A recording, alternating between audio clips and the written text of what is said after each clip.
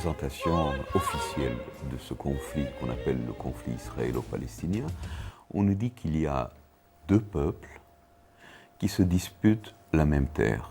Qui sont ces deux peuples? Il y a d'un côté un peuple autochtone, le peuple arabo-palestinien, qui lui habite cette terre depuis X temps, et d'un autre côté, il y a eu le mouvement sioniste avec les Juifs qui sont arrivés sur cette terre. Donc il y a deux peuples qui se partagent la même terre, et la solution évidente, c'est la partition. Ça a été la solution depuis 1920 où la notion de partition a été soulevée. On nous dit qu'il faut absolument départager ces deux populations parce que ce sont deux populations étrangères l'une à l'autre et que c'est le meilleur moyen de solutionner le conflit. On ajoute qu'il y a en plus des deux problèmes ethniques, il y a un problème religieux, un problème politique, un problème social, un problème même de civilisation, deux civilisations complètement différentes. De temps en temps, on nous dit qu'il y a quand même un lien, ce sont des sémites, mais le terme est tellement vague qu'on laisse ça, et finalement on est à la situation d'aujourd'hui. Le conflit date depuis le début du XXe siècle, plus de 100 ans de conflit, et non seulement on ne voit pas la fin, mais le conflit ne fait qu'empirer, que s'exacerber, et le fossé s'élargit de plus en plus.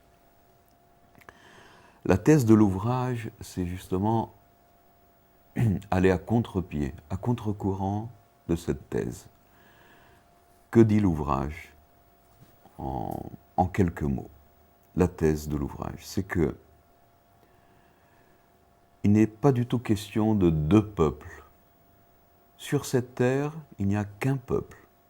Un peuple qui a développé deux idéologies antagonistes, le sionisme d'un côté, qui représente le mouvement des Juifs, et d'un autre côté, ce que j'appelle le néologisme, le palestinisme, qui représente le mouvement de libération nationale, tel qu'il s'appelle, des Arabo-Palestiniens. Donc nous allons essayer de retourner aux racines du conflit. Étonnamment, on dit que les racines du conflit sont au début du XXe siècle. Mais en réalité, le conflit a commencé bien avant. Imaginons un instant l'époque romaine. Nous sommes à l'an 1 du christianisme et il y a l'Empire romain qui a occupé, envahi une terre qui s'appelle, selon les Romains, la Judée. En réalité, la Judée représente une région. Ce n'est pas du tout le nom d'un pays, c'est une région. C'est la région sud du pays des Hébreux. Il y a la Galilée, il y a la Samarie où habitent les Samaritains, la Galilée où habitent les Galiléens, la Pérée qui aujourd'hui on appelle ça la Transjordanie, mais ça ne veut rien dire d'appeler la Transjordanie, c'était ce qu'on appelle le pays des anciennes tribus d'Israël, l'Idumée, la Moabie, l'Ammonie, le pays des Ammonites. Et l'occupation romaine se heurte à une rébellion de la population autochtone et il y a la répression de cette rébellion. La première rébellion qui date de 66 à 70, la deuxième, celle de Bar Korba, de 132 à 135.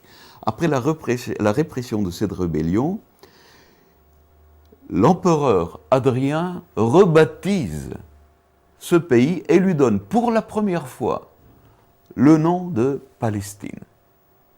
Quelle est l'étymologie de ce nom, de ce terme? En réalité, ce terme est un terme hébreu, c'est une racine hébraïque, palesh, qui signifie l'intrus, l'envahisseur, l'occupant. Ce sont des Hébreux qui 10 siècles avant, ont donné ce nom aux envahisseurs qui sont venus de Crète et qui se sont installés sur le littoral du pays des Hébreux. D'où vient ce mot philistin, en hébreu plishtim. C'est un mot qui est au pluriel qui signifie les envahisseurs. Les Romains, qui n'ont pas compris quelle est la signification réelle de ce terme hébreu, évidemment, ils ont retrouvé dans leurs archives, par l'intermédiaire d'Hérodote et des Grecs, ils ont retrouvé ce terme, et pour humilier les Hébreux qui ont été écrasés par la répression romaine, ont décidé de débaptiser le nom de ce pays et de lui redonner un autre nom, Palestine, qui est en réalité un affront aux autochtones. Ce nom est tombé en désuétude avec les Byzantins, avec les envahisseurs successifs. Alors, au moment de l'invasion, de l'occupation arabo-musulmane en 636-638, ce nom désignait tout simplement un district militaire, en arabe Jundi Palestine. Les Arabes eux-mêmes ne savaient même pas comment prononcer ce mot, puisqu'il était d'étymologie hébraïque et non arabe. Ils ne connaissaient pas la signification de ce mot. Et de nouveau tombé en désuétude jusqu'au mandat britannique. C'est le mandat britannique qui a remis ce terme en usage, parce que c'était un terme facile, et puis tous les livres l'employaient, l'ancien terme judée n'était plus appelé, encore plus ancien, le terme le pays d'Israël n'était pas non plus utilisé seulement par les Juifs, et le terme le plus authentique et le plus ancien, le pays de Kedem, le pays du Levant, était complètement occulté, oublié. Donc il ne restait plus que le terme Palestine, que les Juifs eux-mêmes utilisaient, et que finalement, si les Juifs, par exemple, avaient appelé leur terre, leur pays Palestine, ce qu'ils pensaient faire, qu'est-ce qui serait passé du côté des Arabo-Palestiniens? Ils auraient dû trouver un autre terme. Une petite digression, ce qui est étonnant, c'est que dans tous, par exemple, les évangiles, nous ne trouvons jamais l'emploi du terme Palestine. Pourquoi? Parce que les premiers chrétiens savaient pertinemment que ce terme Palestine était un affront, qui n'était pas du tout un terme authentique. Ils n'allaient pas revendiquer un terme imposé par l'occupant romain, c'est une absurdité. C'est pour ça dans les évangiles, c'est la terre d'Israël, le pays d'Israël, etc., etc. Mais surtout pas Palestine. Dans aucun endroit dans les évangiles, ce nom est utilisé.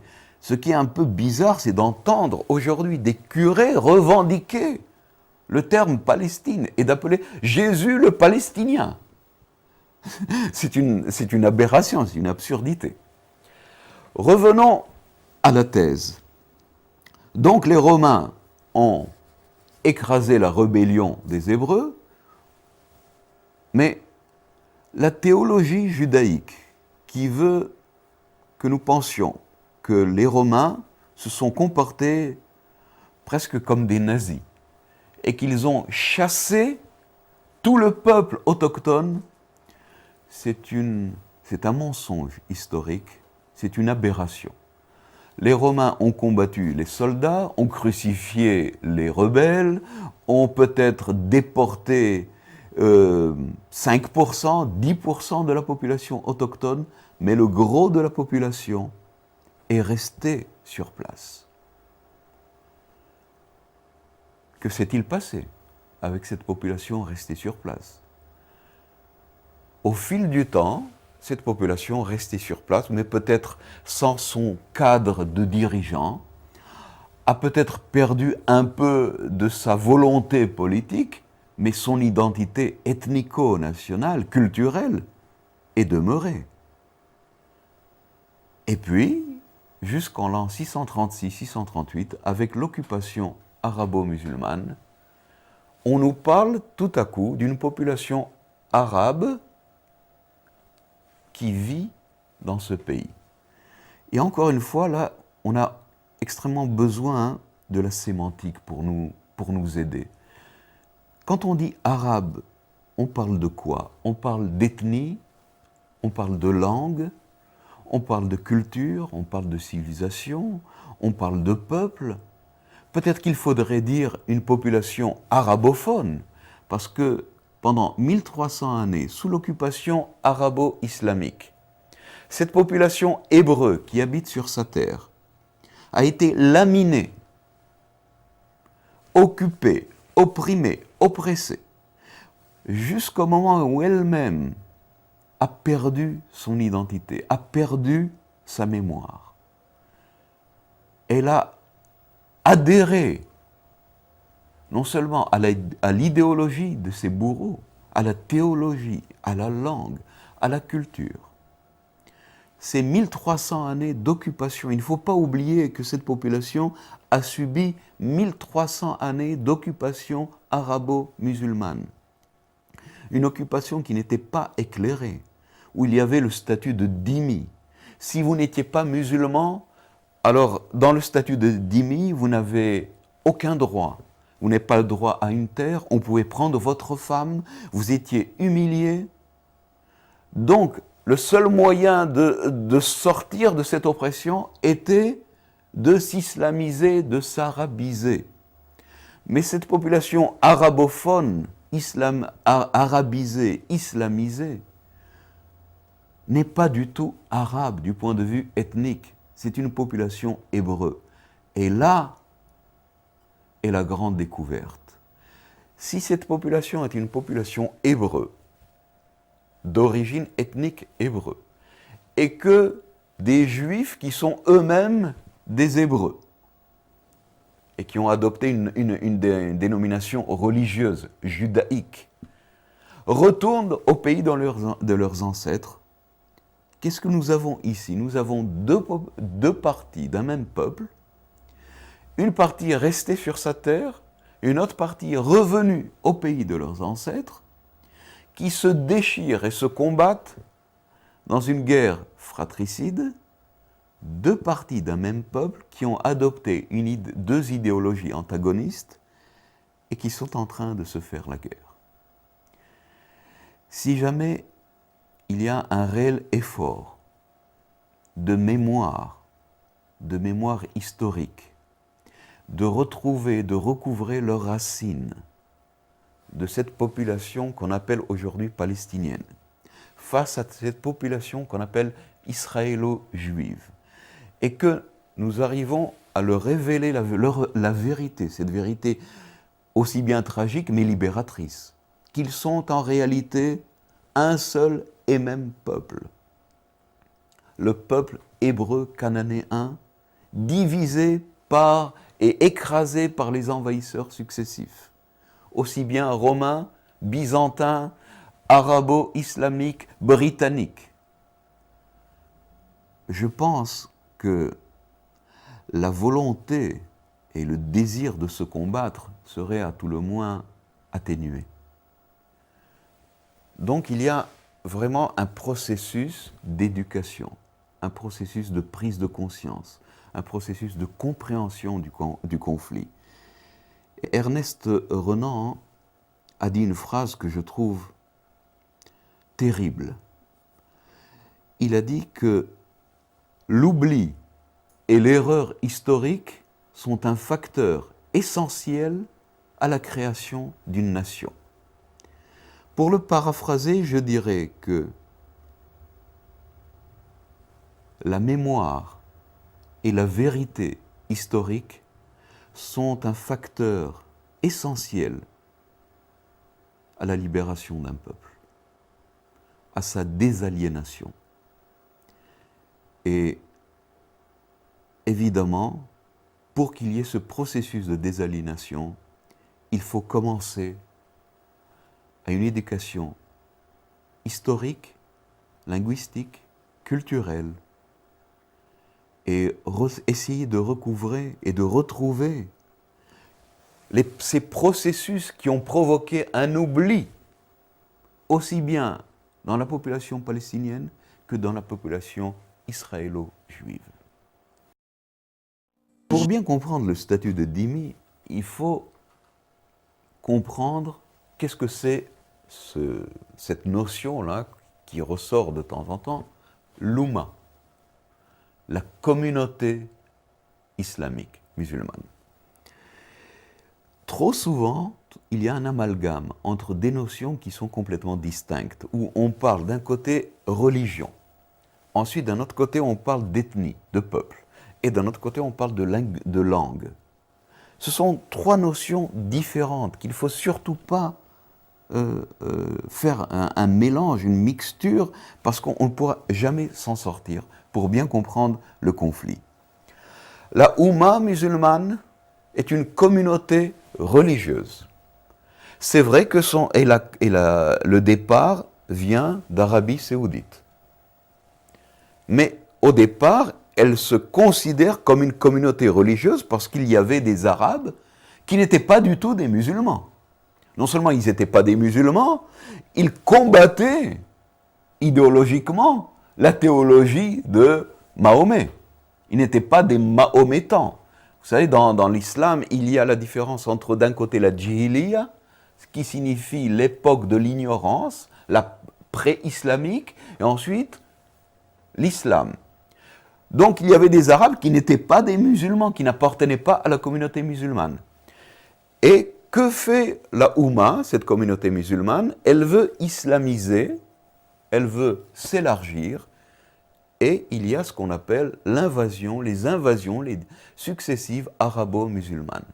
L'invasion en Perse, en Irak, en ce qu'on appelle aujourd'hui l'Irak, Syrie, la Phénicie, Israël, ce qu'on appelle la Palestine, ça continue ensuite en Égypte, en Libye, en Tunisie, en Algérie, au Maroc. Est-ce que vous pensez que tous ces peuples-là sont des Arabes, du point de vue ethnique? Est-ce qu'il est possible que d'un petit groupement humain, qu'à l'époque, au 7e siècle, il y avait quelques dizaines de milliers d'Arabes, est-ce que vous pensez que ces guerriers arabes ont pu à tel point se multiplier pour envahir et développer une population dans un territoire aussi vaste? En Afrique du Nord, il y avait une population, c'était des Berbères. Ce n'étaient pas des Arabes. Ce ne sont pas, du point de vue ethnique, des Arabes. En Irak, c'était une population aramo-babylonienne. En Syrie, c'est une population aramo-assyrienne. En Iran, ce sont des Iraniens, des Perses, ce ne sont pas des Arabes. Les Turcs ne sont pas des Arabes. Et en Syrie, en Phénicie, en Israël, il n'y avait pas d'Arabes. Il y avait quelques guerriers arabes qui ont soumis une population entière à leur joug, mais ce ne sont pas des Arabes. Ils ont été donc islamisés du point de vue religion. Mais ethniquement parlant, ils sont restés le même peuple. Les Berbères sont islamisés, les Coptes sont en partie islamisés, parce que quand on parle des Coptes et des autres Arabes égyptiens, en réalité, c'est exactement le même problème qu'en Israël, c'est la même population. Ils sont tous des Égyptiens non arabes. Une partie s'est soumise à l'islam, et l'autre partie a voulu conserver sa religion d'avant l'occupation musulmane. Quel est donc le statut de dhimmi en terre musulmane? L'islam, du point de vue de la charia, ça signifie le code islamique, fait une distinction entre ce qu'elle appelle Dar el-Harb, en arabe, qui signifie la maison de la guerre, le domaine de la guerre, et Dar es-Salam, qui signifie le domaine de la pacification. Dans le domaine de la guerre, tous ceux qui refusent de se soumettre au joug de l'islam doivent être exterminés, islamisés de force. Dans le domaine de la pacification, ça signifie que du point de vue militaire, la région a été islamisée, pacifiée, où les populations se sont soumises militairement, c'est un autre statut où il y a le statut de Dar es-Salam, le domaine de la pacification. Qu'est-ce qu'il se passe dans ce domaine de la pacification?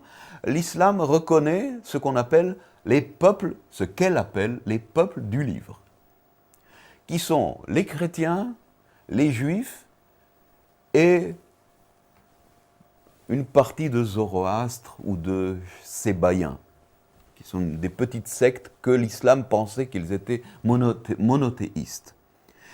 Tous ceux qui n'entrent pas dans ce cadre-là, monothéiste, doivent être ou bien passés au fil de l'épée, ou bien être islamisés de force. Donc il ne reste plus, en gros, que des juifs et des chrétiens où il leur est permis de conserver leur religion, juive ou chrétienne, mais avec un statut bien particulier, un statut inférieur, un statut du point de vue légal inférieur. Un dhimmi, c'est le nom, ça signifie le soumis ou bien le protégé par la Oumma musulmane, où sa vie lui est garantie, mais il doit payer l'impôt, la capitation. Il lui est interdit de témoigner dans un tribunal contre un musulman. Son témoignage est nul et non avenu. Il est considéré du point de vue de son statut comme une femme. Et comme vous savez que dans la charia musulmane, une femme est considérée comme inférieure à l'homme. Il y a des signes distinctifs extérieurs. Il doit porter une ceinture, il doit porter un chapeau pointu, il a une rouelle, un signe. Les premiers qui ont inventé le signe avec l'étoile juive, en réalité, c'est la charia, c'est le code islamique avec une rouelle, un signe bien distinctif, s'il est juif, s'il est chrétien. Il doit avoir des clochettes pour que, dès qu'il s'approche, on sait qu'il est impur, donc il faut s'éloigner de lui à cause de son impureté. Il n'a pas le droit de monter à cheval, mais seulement sur un âne, et pas à califourchon, mais comme une femme de côté, parce qu'il est considéré comme une femme. Un statut qui est complètement une horreur, c'est-à-dire qu'une personne ne peut pas vivre. Il n'a pas le droit d'acheter des terres. S'il construit une synagogue ou une église, il faut absolument qu'elle soit plus basse que la mosquée. Aucune population ne peut vivre éternellement dans un statut pareil. Lorsque, d'un autre côté, il y a toujours l'appât. Il te suffit de prononcer la shahada, l'unicité de Allah, pour t'islamiser et pour être exactement au même niveau que ton voisin musulman qui te persécute. C'est ce qui explique que, par exemple, en Égypte, les Coptes se sont retrouvés être une infime minorité. Qui peut résister à tant de siècles d'oppression statuaire? Et c'est pour ça que les Hébreux, restés sur leur terre, ce qu'on appelle aujourd'hui des Palestiniens, se sont islamisés, ont été islamisés par cette oppression légale. C'est pour ça que les Berbères, après avoir combattu les arabo-islamistes, se sont eux-mêmes islamisés, ont été islamisés. Aucun peuple n'a pu résister à ce laminage. Essayons de voir aujourd'hui s'il y a un parallèle entre le statut de dhimmi, cette infériorité légale, avec aujourd'hui l'État d'Israël, qui est quand même un État où le judaïsme est considéré comme presque une religion d'État. Il n'y a pas de séparation entre l'État et la synagogue en Israël. Est-ce qu'on ne retrouve pas cette situation de dhimmi, mais alors aujourd'hui retournée, où ce ne sont plus les juifs qui sont les dhimmis en terre musulmane, mais les Palestiniens musulmans qui sont des dhimmis en terre juive. Alors, du point de vue légal, non. La Constitution, les lois fondamentales d'Israël reconnaissent, c'est la déclaration d'indépendance, reconnaissent les mêmes droits et les mêmes devoirs à tous les citoyens de l'État d'Israël. Donc c'est du point de vue déclaratif, du point de vue légal, il n'y a aucune distinction de principe. Ça c'est du point de vue déclaratif, du point de vue de la légalité. Mais il y a un ostracisme, il y a une discrimination vis-à-vis d'une religion qui est minoritaire en Israël, qui n'est pas la religion officielle de l'État. L'islam est reconnu comme religion officielle, mais en fait, on appelle Israël le pays des Juifs. Donc un musulman a du mal à se reconnaître dans un pays qui utilise un terme qui n'est pas du tout laïque. Être juif, ce n'est pas le nom d'un peuple, c'est le nom d'une confession. Et quand on fait de nouveau l'amalgame entre ethnie et peuple, et on utilise du point de vue, avec une erreur sémantique où on utilise le même terme pour désigner deux choses différentes. Alors on nous dit que oui, juif c'est aussi bien être peuple et aussi bien être religion, mais on ne comprend plus rien. Alors, vous savez, on peut dire à un chat qu'il est un chien, ce n'est pas pour ça qu'il va se mettre à aboyer.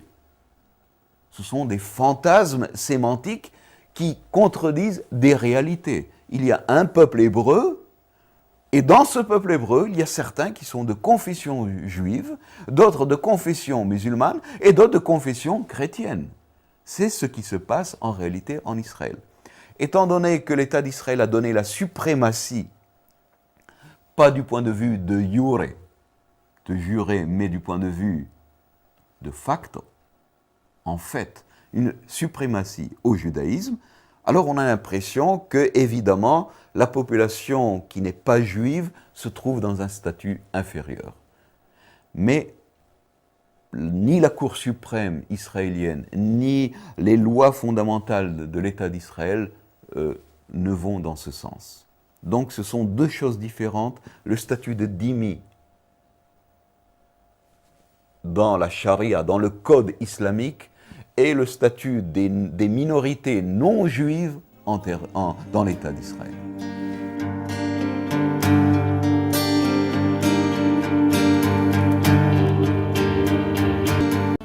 Nous allons, par l'intermédiaire de la Bible, faire une digression pour savoir quelles sont les origines de tout ça, de tout cela. Alors, la Bible nous dit, dans la Genèse, qu'il y a un personnage qui s'appelle Abraham, qui habite un endroit qui s'appelle Ur-Kasdim, la ville de Ur, et sous l'injonction divine, quitte sa ville natale pour arriver dans un pays où le Dieu unique, le créateur de l'univers, lui dit « Va vers le pays que je te montrerai ». Et c'est la terre promise, la terre d'Israël. On nous dit qu'Abraham est le premier hébreu. Ensuite, sa descendance, je fais un raccourci, arrive en Égypte, et que là, elle est en esclavage. Mais la promesse de cette terre-là, de cette terre qui a été promise à Abraham, la promesse est toujours valable. Et il y a la sortie d'Égypte sous l'impulsion de Moïse. Ensuite, l'entrée en terre promise avec le successeur de Moïse, Josué, où il y a pratiquement une guerre d'extermination contre les Cananéens, les idolâtres, et la création de la confédération israélite des 12 tribus d'Israël dans le pays. Plus tard, il y a le schisme entre Israël et Judée. Ensuite, il y a l'envahisseur babylonien, la destruction de Jérusalem en moins 587. Ensuite, l'envahisseur grec, et puis l'envahisseur romain qui arrive, et la destruction du deuxième temple de Jérusalem en l'an 70. Voilà un raccourci biblique que j'espère a été plus ou moins précis. Est-ce que la Bible dit vrai? Est-ce qu'on peut considérer la Bible comme un livre d'histoire? Est-ce que ce récit est logique?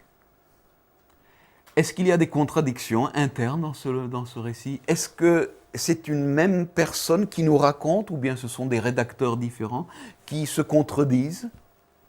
Alors ce qu'on appelle l'histoire sacrée, donc l'histoire biblique du peuple d'Israël, il faut en faire une critique et vérifier si tout cela se tient. Les archéologues, et les historiens et les linguistes ont fait d'énormes recherches. Vous savez, il y a ce qu'on appelle la critique biblique, où chaque mot a été décortiqué, pour savoir, il a été dit à quelle époque. Est-ce que ça correspond à l'époque de Moïse? Est-ce que Abraham est un personnage qui a existé ou non? Est-ce qu'il y a eu la sortie d'Égypte ou non?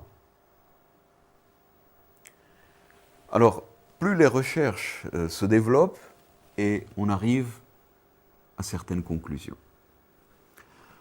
Évidemment, le temps n'est pas suffisant pour donner tous les détails de ce processus de réflexion.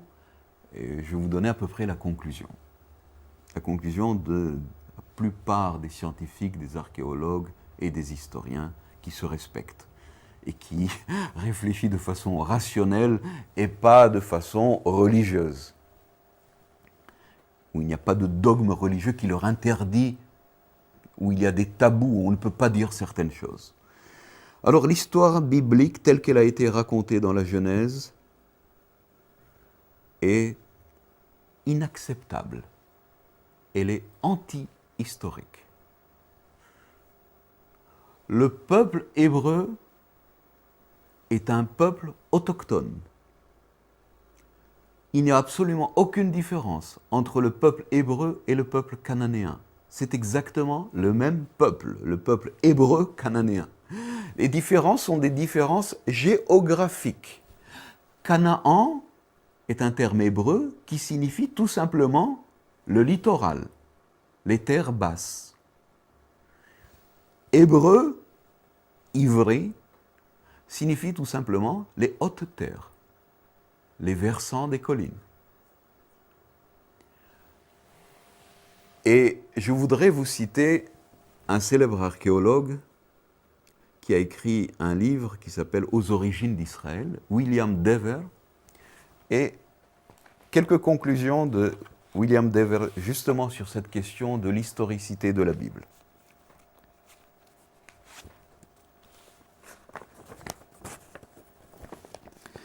Selon l'archéologue américain William Dever, les proto-israélites, ainsi qu'il les nomme, seraient d'origine autochtone. Ils ne seraient donc pas différents des Cananéens, qu'ils sont pourtant censés, selon les Écritures, avoir âprement combattu. Le récit de Josué, où il y a une extermination de ces Cananéens, est une fiction théologique. Il n'y a eu aucune extermination de Cananéens parce que tout simplement, Hébreux et Cananéens sont le même peuple. À la seule différence, c'est que certains Hébreux ont été judéisés, monothéisés, et que les Hébreux, qui sont restés réticents au judaïsme, sont restés des païens, idolâtres, sont restés des Cananéens, selon le terme biblique, qu'il faut extirper du peuple d'Israël. Mais du point de vue physique, il n'y a eu aucune extermination. Je vous lis un deuxième passage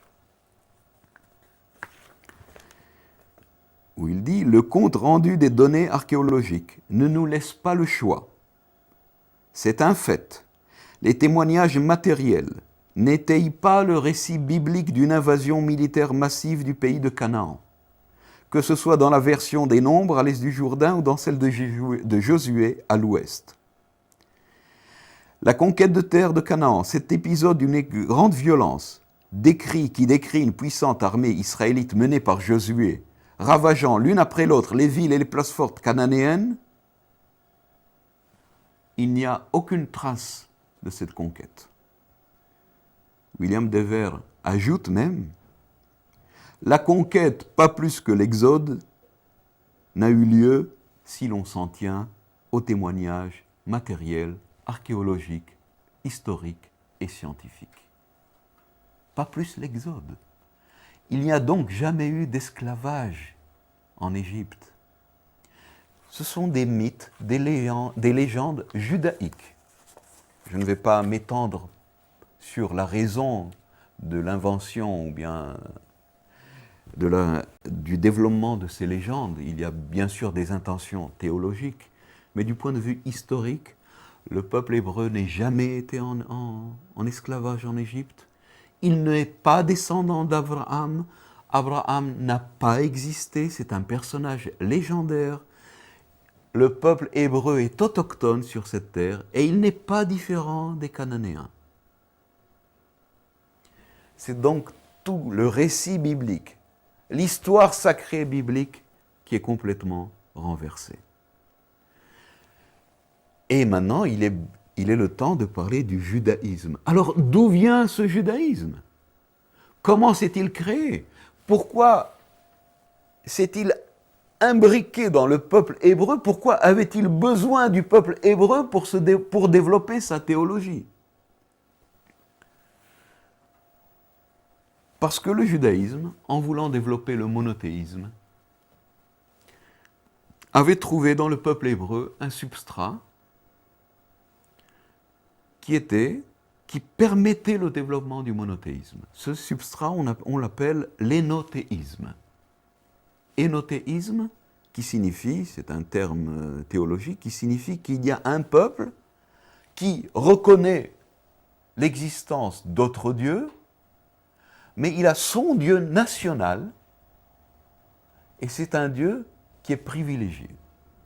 Ce Dieu-là, national, privilégié, est ce qu'on appelle aujourd'hui le tétragramme divin, le nom ineffable, Yahvé, Yehovah, selon les différentes prononciations, qu'il ne faut pas prononcer parce qu'il est trop sacré.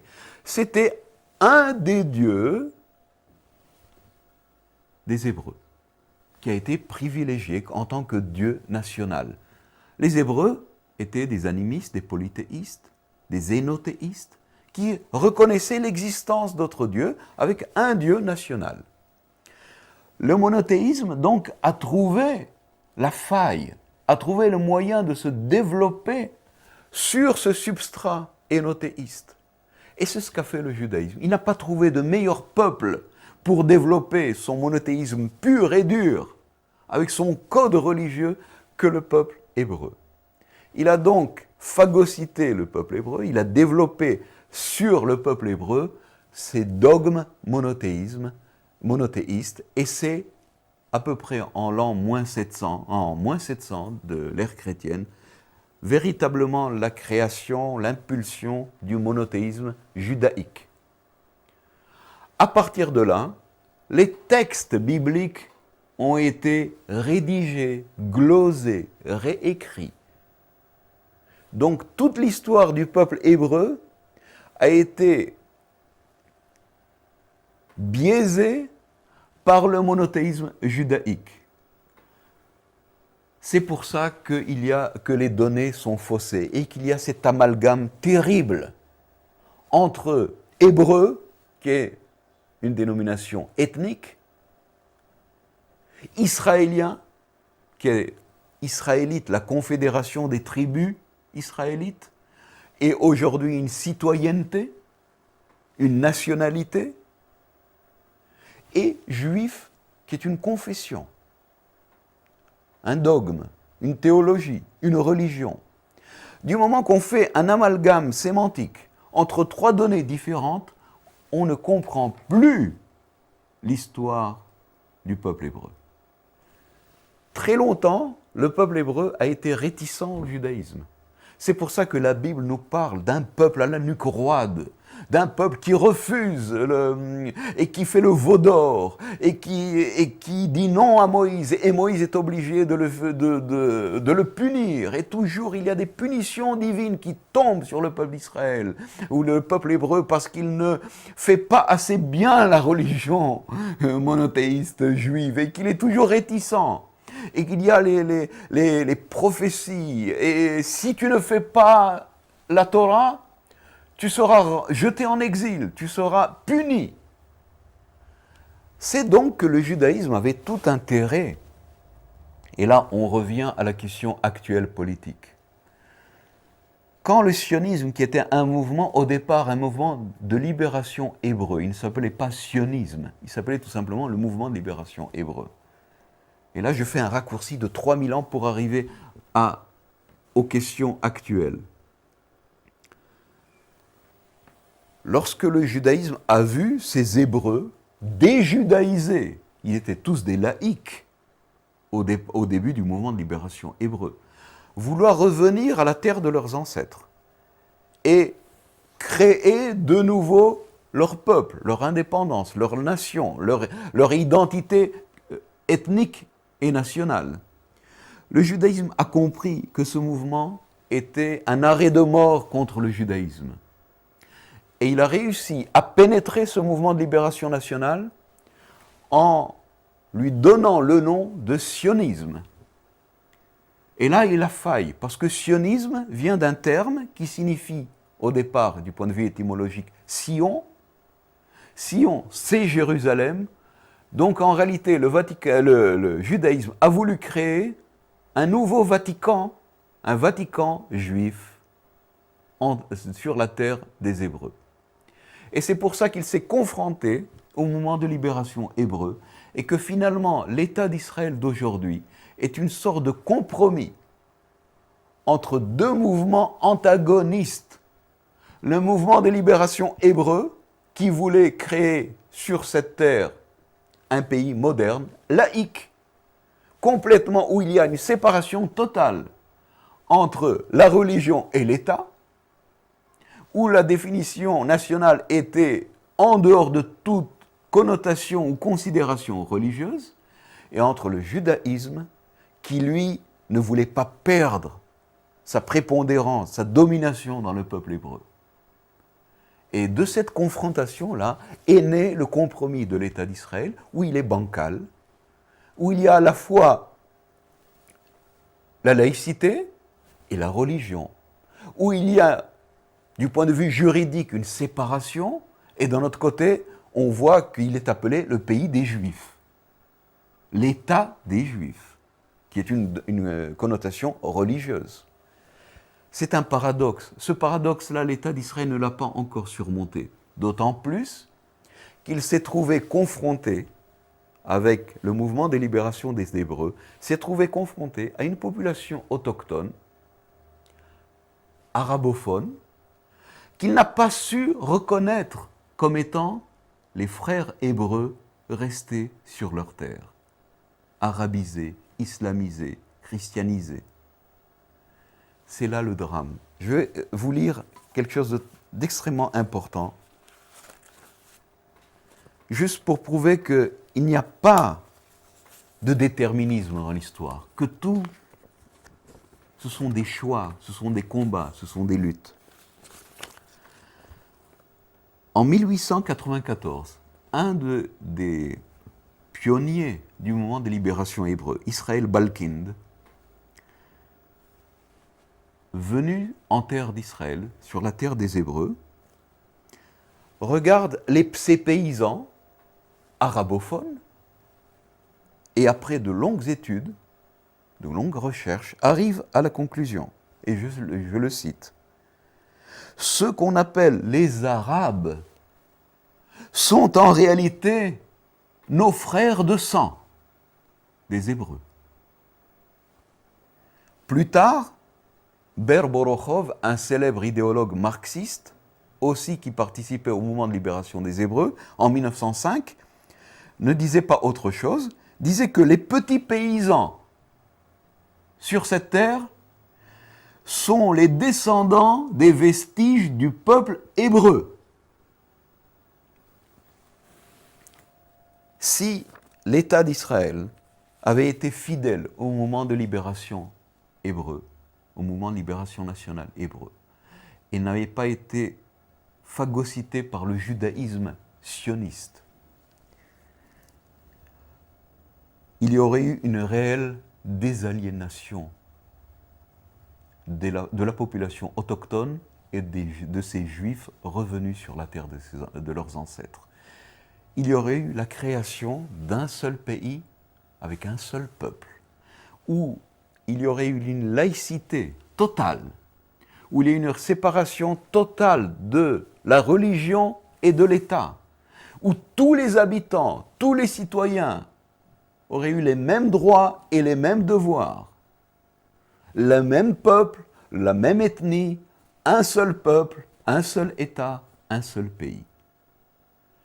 C'est donc que la responsabilité, en majeure partie, du conflit et de cette catastrophe, de cette tragédie, incombe au mouvement sioniste qui n'a pas su se libérer du carcan du judaïsme et qui n'a pas su reconnaître dans les Palestiniens leurs frères hébreux.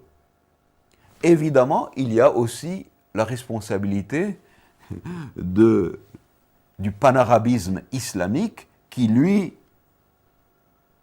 a combattu le mouvement de libération hébreu parce qu'il a voulu continuer à aliéner ces populations non arabes pour les faire intégrer dans la grande Oumma arabo-islamique. C'est donc un lien entre des intérêts qui ont convergé vers ce conflit. Les intérêts du judaïsme et les intérêts du panarabisme islamique.